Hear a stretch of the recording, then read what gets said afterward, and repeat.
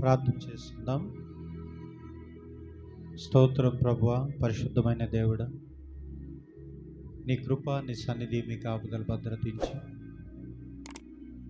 ఇదిగో నాయన, మరి లైవ్లో చూస్తున్న ప్రతి వారికి నీ కృప తోడుంచి, నీ సన్నిధి తోడుంచి మీరు కాచి కాపాడి నీ రెక్కల కిందనైనా భద్రపరిచి బలపరచండి.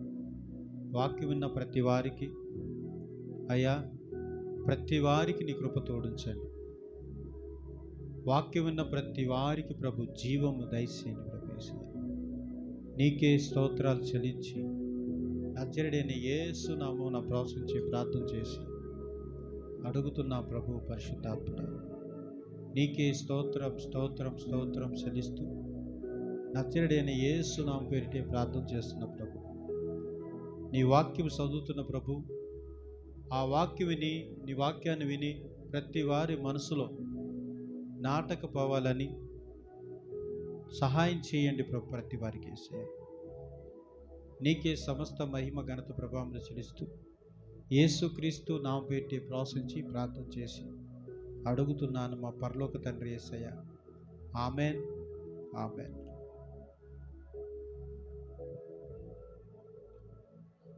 రూతు 1వ అధ్యాయం 16వ వచనం చదువుకుందాం. అందుకు రూతు, నా ఎబ్బడి రావద్దనియు, నన్ను విడిచి పెట్టమనియు, నన్ను బ్రతిమలాడుకోవద్దనియు, నీ వెళ్ళిన చోటికే నేను వచ్చేదను, నీవు నివసించిన చోటనే నేను నివసించేదను, నీ జనమే నా జనము, నీ దేవుడే నా దేవుడు, నీవు మృతి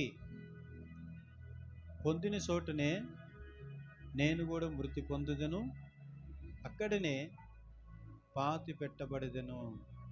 మరణము తప్ప మరి ఏదైనాను నిన్ను నన్ను ప్రత్యేకించిన ఎడల యెహోవా నాకు ఎంత కీడైనా చెయ్యునుగాకని అనెను.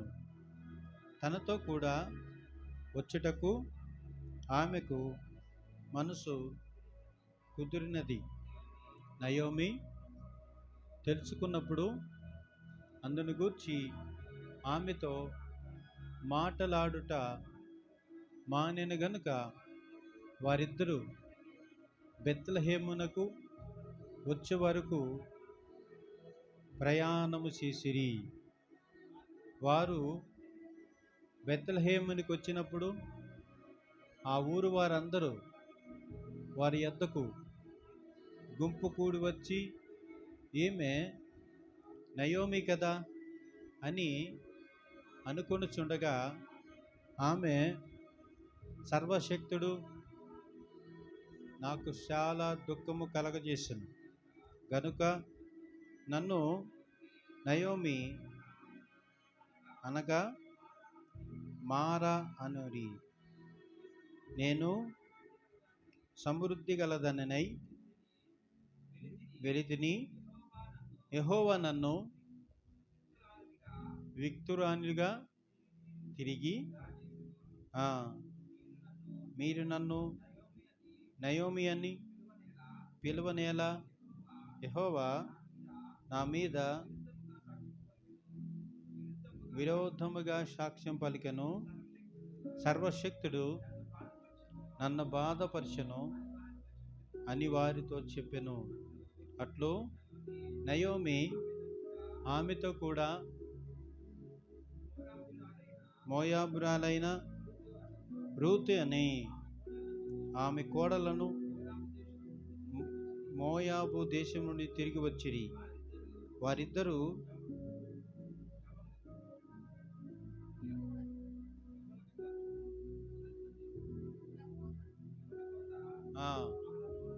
ఆరంభంలో బెత్లెహేములో చేరిరి. దేవుని స్తోత్రం, హల్లెలూయా.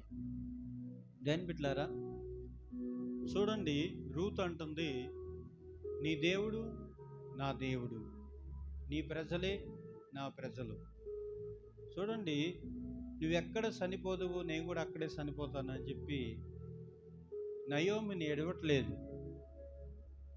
ఈరోజు ఈ సమయంలో చూస్తుంటే, ఇప్పుడున్న కోడళ్ళు చూస్తుంటే ఎలా ఉంటుందంటే, ఎప్పుడు అత్త మమ్మల్ని వదిలిపోద్దని, ఎప్పుడు అత్త మమ్మల్ని వదిలి దూరంగా వెళ్ళిపోద్ది, దాన్ని ఎప్పుడు ఇంట్లో నుంచి తరిమేయాలి అనేదే ఉంటుంది. కానీ ఇక్కడ చూడండి, రూతు నయోమిని ఎంత చక్కగా మాట్లాడుతుందో. దేని బిడ్డారా, నువ్వే ఒక ఇంటికి కోడలుగానైతే నీ కుటుంబంలో మీ అత్తని చాలా జాగ్రత్తగా చూసుకో, నీ కుటుంబాన్ని జాగ్రత్తగా చూసుకో. ఎందుకంటే ఎంత మంచి ప్రేమగా చూడండి, ఆమె ప్రేమ ఎంతగా వలకబోస్తుందో ఎవరి మీద? అత్త మీద. ఈరోజు బిడ్డలారా అలాగ లేదు. అందుకే మీరందరూ కూడా ఎలాగుండాలంటే చక్కగా ఒక మంచి కుటుంబముగా ఉండాలి. దేవుడు కూడా కోరేది కూడా అదే, నువ్వు మంచి కుటుంబంగా మారాలని దేవుడు అడుగుతున్నాడు. దేవుడు నామంకే మహిమ కలుగునుగాక. దేనికి స్తోత్రం, హల్లెలూయా. దేని బిడ్డారా, అందుకే ఒక మంచి కోడలు ఆమె కొరకు చూడు, నయోమి సాక్ష్యం కూడా చెప్తుంది, మంచి కోడలు దొరికిందని.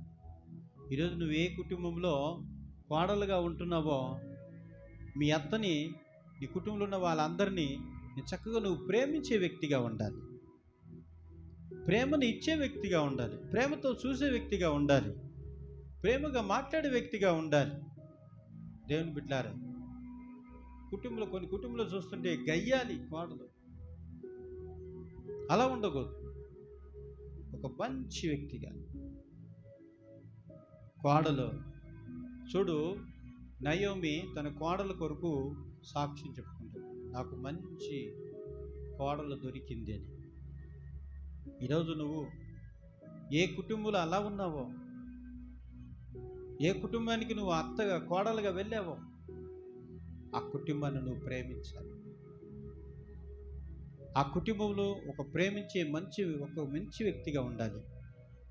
నీ కుటుంబంలో ఉన్న ప్రతి వారిని ఆ యేసుక్రీస్తు ప్రేమని వారికి చెప్పాలి. నిజం బిడ్డలారా, దేవుడి మందిరానికి వెళ్తాను కానీ మన మనసులో, హృదయాలు మారట్లేదు, తలంపులు మారట్లేదు, ఆలోచన మారట్లేదు, పాతగానే కనపడుతుంది. నిజం బిడ్డలారా, ఎప్పుడైతే నయోమి, రూతు వాళ్ళిద్దరు చూడండి ఎంత మంచి సాక్షిగా చూడండి, దేవుడి లేఖనములో లెక్కించబడి ఉన్నారు. ఒక దినం మంచివారు పరిశుద్ధమైన గ్రంథంలో పరలోకంలో వాళ్ళ పేర్లు రాయబడతామని వాక్యం చదివిస్తుంది. ఈలో భూమి మీద ఎలాగైతే మనం చేసామో, ఎంత మంచి పనులు చేసామో, చెడ్డవన్నీ వదిలేసి మంచి పనులు చేసామో, నీవేమైతావంటే ఒక మంచి చూడండి, ఆ పరలోకంలో పరిశుద్ధమైన గ్రంథంలో నీ పేరు రాయబడుతుంది. పరిశుద్ధమైన గ్రంథంలో నీ పేరు ఉంటుంది. అవును బిడ్డలారా, ఈరోజు నీ కుటుంబంలో మీ అత్తను నువ్వు ప్రేమిస్తున్నావా? లేదా నీ కుటుంబంలో మీ అత్తని అతి భయంకరంగా శ్రమలు పెడుతున్నావా? బాధలు పెడుతున్నావా? నిందలు పెడుతున్నావా? అవమానం పెడుతున్నావా? అవమానం తెచ్చి పెడుతున్నావా? దేవుడు నీ కొరకు దుఃఖపడుతున్నాడు. చూడండి, కొన్ని కుటుంబంలో చూస్తుంటే బిడ్డలారా, ఆ కుటుంబంలో చూడండి, ఆ కోడలు తీసుకుపోయి కోడలు అంటుందంట, అయ్యా మీ అమ్మ మీ నాన్నని బయటికి వెళ్ళి ఒక గుడి చెయ్యి, ఇంట్లో మాత్రం వద్దు, నేను ఇంట్లో వాళ్ళనైతే నాకు వద్దనే వద్దు అంటుంది. అలాగుంది ఈ ప్రపంచం. ఈ ప్రపంచంలో చూడండి, ఆస్తి వాళ్ళదే, కష్టపడి సంపాదించిన ఆస్తి వాళ్ళది. ఈరోజు చూడండి, కోడలని పెత్తనం చేస్తూ కుటుంబంలో చాలా అతి ఘోరంగా ఉన్నది. నువ్వు ఒక దినం నీకు కూడా పిల్లలు ఉన్నప్పుడు, నీకు కూడా కొడుకునో లేకపోతే ఒక పాపనో నీకున్నప్పుడు ఒక దినం వాళ్ళు కూడా ఒక దినం నిన్ను కూడా అలాగే చూస్తారు. ఏ పంట అయితే విత్తావో ఆ పంట తప్పక కోస్తావు. అందుకే బిడ్డారా, నయోమి రూతుని బైబిల్ ఎందుకు పెట్టాడు దేవుడు? వాళ్ళలాగానే ఉండాలి, అలాంటి ప్రేమను వలకపోయాలని, అలాంటి ఒక మంచి ప్రేమ. పరిశుద్ధమైన ప్రేమ వలకపోయాలని. అందుకే మీరు అలా ఉండండి. మరొకసారి చదువుదాం ఆ మాట 16లో. అందుకు రూతు నా ఎంబడి రావద్దని, నన్ను విడిచిపెట్టమని తనని బతిమలాడుకొనవద్దు.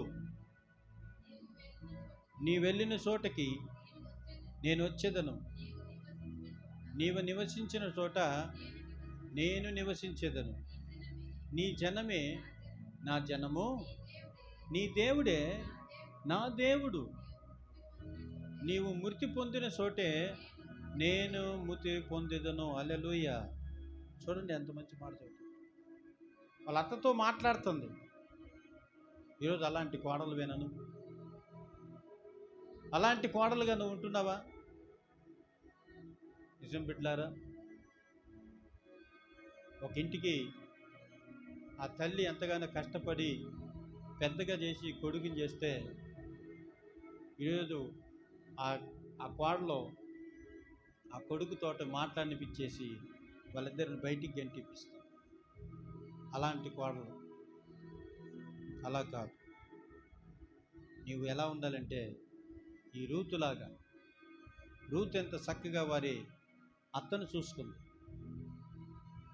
ఆమె పనికి వెళ్ళింది. ఆ ఎండలో వెళ్ళి ఆ పన్నాలు వేరి తీసుకొని వచ్చి కట్టితో ఇలా కొట్టేసి దాన్ని అవన్నీ గింజలన్నీ తీసుకొచ్చి ఒకటి ఉంటుంది, దాన్ని ఏమంటారు, తిరుగుళ్ళు రాయకరా, దాంట్లో పోసి అదంతా చూడండి చక్కగా చేస్తుంది. ఎంత కష్టపడుతుంది చూడు. కష్టమంతా ఎవరి కొరకంటే వాళ్ళ అత్త కొరకే. ఈరోజు అలాంటి కష్టపడుతున్నావా? నువ్వు అలాంటి ఒక కుటుంబానికి, ఒక ఇంటికి ఒక మంచి కోడలేనా? లేకపోతే కోడలు చూసి అత్త బెదిరుకుంటుందా? మా ఇంట్లో ఒక కోడలు వచ్చిందమ్మా, ఘోరమైన గయ్యాల కంప. నేనే గయ్యాల కంప, నాకంటే డబల్. అలాంటి కోడలువేనా? లేకపోతే అలాంటి అత్తవే? ఒక ఇంట్లో అయితే నిజంగా బిడ్డలారా, ఇద్దరు బాగా కోడలు అత్త చీపురులతో కొట్టుకుంటున్నారు అతి భయంకరంగా. వాళ్ళ ద్వారా ఆ కుటుంబం అంతా కూడా గలిబిలైపోయింది. నువ్వు అలాగున్నావా? ఈరోజు యేసుప్రభు యేసయ్య చెప్తున్నాడు నీకు ఒక మంచి మాట, నువ్వు మారటం నేర్చుకో, నీ మనస్సు మారటం నేర్చుకో, నీ బుద్ధి మారటం నేర్చుకోమని చెప్తున్నాడు దేవుడు. దేని బిడ్డలారా, వాళ్ళని చక్కగా చూడండి, ప్రేమతో చూడండి. నయోమిని నా తల్లి అని పిలుస్తుంది. ఈరోజు నీకు యేసయ్య ప్రేమ నీకు కానీ తెలుసుంటే అలా చెయ్యి. ఆ ప్రేమని దేవుని చిత్తంలో ఆ ప్రేమను నువ్వు వలకబోయి నువ్వు ఒక కుటుంబానికి ఒక మంచి కోడలుగానైతే ఆ కుటుంబం అంతా చూసుకో. ఆ కుటుంబంలో ఎంతమంది అవుతున్నా వాళ్ళందరితో ప్రేమతో ఉండు. నిజం బిడ్డలారా, ఎప్పుడైతే నువ్వు అలా ఉంటావో దేవుడు నీ పట్ల సహాయం చేస్తాడు. నీ మంచితనం కొరకు దేవుడు సహాయపడతాడు. నీ మంచితనం కొరకు దేవుడు నీకు సహాయం చేసి నీ కుటుంబంలో ప్రతి వారికి ఒక మంచి బిడ్డగా నేను దీవిస్తాడు, ఆశ్రయిస్తాడు. అలాగే చెయ్యి. నిజంగా నీతిమంతుడే. నీతిమంతుడు ఒక దినం ఎత్తబడతాడు, నీతి లేని ఒక దినం విడవబడతాడు. నీతిమంతుడుగా సరిదిద్దబడండి. దేవుడు రాకడ అతి త్వరలో ఉంది. ఆయన ఎప్పుడు వస్తాడో తెలియదు. సిద్ధపడున్నావా? కుటుంబంతో కలిసి ఉన్నావా? నీ కుటుంబంలో ఎంతమంది వాళ్ళందరితో కలిసి ఉన్నావా? వాళ్ళందరితో కలిసి ఉండాలి. నిజమైన కోడలు, క్రీస్తు అంటే భక్తితో ఉన్న కోడలు వాళ్ళందరితో కలిసి ఉండాలి. బయట వాళ్ళతో కూడా మంచిదయ్యా, మీ కోడలు చాలా మంచిది. మంచి కోళ్ళను తీసుకొచ్చుకున్నాం. ఆలస్యమైనా సరే మీ ఇంటికి చాలా మంచి కోడలు వచ్చింది చూడు. మర్యాద, ఆ పేరు, అవన్నీ కూడా నీకు వస్తున్నాయి. నేను బిడ్డలారా, అందుకే నీ కుటుంబంలో నీ భర్తని కానీ, నీ కుటుంబంలో మర్దలు కానీ, సమస్తం ప్రతి వారిని మంచిగా చూసుకునే ఒక వ్యక్తిగా ఉండు.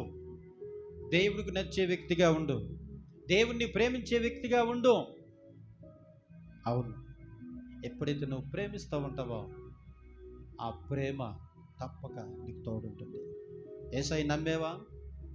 యేసు ప్రభు నమ్మేవా? అయితే నీ బుద్ధి మార్చుకో, నీ మనసు మార్చుకో, నీ తలంపులు మార్చుకో, నీ నడకలు మార్చుకో, నీ ఆలోచన మార్చుకో, నీ చూపులు మార్చుకో, నువ్వు మాట్లాడే పెంకితనాలన్నీ మార్చుకో. ఎప్పుడైతే అవన్నీ మార్చుకుంటావో పరలోకమున్న తండ్రి నిన్ను చూస్తుంటాడు. పరలోకమున్న తండ్రి నిన్ను చూసి నేను ఇంకా దీవించాలని, నిన్ను ఇంకా ఆశీర్వదించాలని, నిన్ను ఇంకా ఘనపరచాలని చూస్తుంటాడు ఆయన. ఈరోజు నుంచి మార్చుకో బిడ్డ. ఎప్పుడైతే నువ్వు మార్చుకుంటావో దేవుడు తప్పక నిన్ను దీవిస్తాడు, తప్పక నిన్ను ఆశీర్వదిస్తాడు. దేవుడు చెడిపోయిన నిన్ను, బలహీనతగా ఉన్న నిన్ను తిరిగి పరిశుద్ధంగా చేయనీకి ఆయన ఇచ్చాడు. ఆయన రక్తంతో కడిగి పరిశుద్ధపరచనికి నిన్ను వచ్చాడు ఆయన. యేసు ప్రభు వచ్చాడు. దేనికి స్తోత్రం. హల్లెలూయా, హల్లెలూయా. నిజం పెట్టారు. ఈరోజు నుంచి మార్చుకో. నీ మంచితనంగా ఉండేటట్టుగా మార్చుకో. ఒక కోడలే కాదు, భర్త కూడా, ఆ ఇంట్లో అత్త కూడా, ఆ కుటుంబంలో ప్రతి వారు మంచిగా ఉంటూ నేర్చుకో. ప్రతి వారితో ప్రేమతో నేర్చుకో. ప్రేమిటుకు నేర్చుకో. నిజం పెట్టారు. ప్రేమించింది కాబట్టి ఎప్పుడైతే ఆ ప్రేమను నువ్వు ఇస్తుంటావో దేవుడు కూడా నువ్వు దీవించని సిద్ధపడి ఉంటాడు. ఆయన కృప, ఆయన సన్నిధి, ఆయన కాపుదల, ఆయన భద్రత నీకు తోడై ఉంటుంది, తోడై ఉంటుంది. నశించిపోతున్న మనలను రక్షించి నీకు వచ్చిన యేసు యేసయ్య. ఆయన లాంటి ప్రేమ, కనికరము, జాలి ఎవరికొన్నది? ఎవరికొనుందా? ఎవరికి లేదు. అందుకే పెట్టారు కంపల్సరీ ఆ రూతు తన కోడల్ని ప్రేమించినట్టు నీవు కూడా నీ కుటుంబంలో ప్రతి వారిని ప్రేమించు. దేవుడు చిన్న వాక్యాన్ని దేవుడు దీవించి ఆశీర్వదించబడును గాక. ఆమేన్. ప్రార్థన చేద్దాం. పరిశుద్ధుడ, ప్రేమగల తండ్రి, కృపగల దేవునికి స్తోత్రం. అయ్యా, వింటున్న ప్రతి వారు ఏ కుటుంబంలోనైనా వాళ్ళు వింటున్నారో వీడియో, వాళ్ళందరూ మీరు కాసి కాపాడి నీ రెక్కల కిందనైనా భద్రపరిచి బలపరచండి. వారి కుటుంబాలని బలపరచండి, వారి కుటుంబాలను ఆశీర్వదించండి, వారి కుటుంబంలో నీ కృప తోడుంచండి. ప్రభు, నీకే సమస్త మహిమ, ఘనత, ప్రభావం చేయండి. ఏ కుటుంబంలో నాయన మరి కుటుంబం చూడండి, అత్త కోడలు ఉన్న వాళ్ళందరిలో ప్రేమ కనపడాలి. ప్రేమను చూపించండి, వాళ్ళలో ప్రేమ చూపించండి. ప్రేమ లేని వాడు నా వాడు కాదన్నాడు.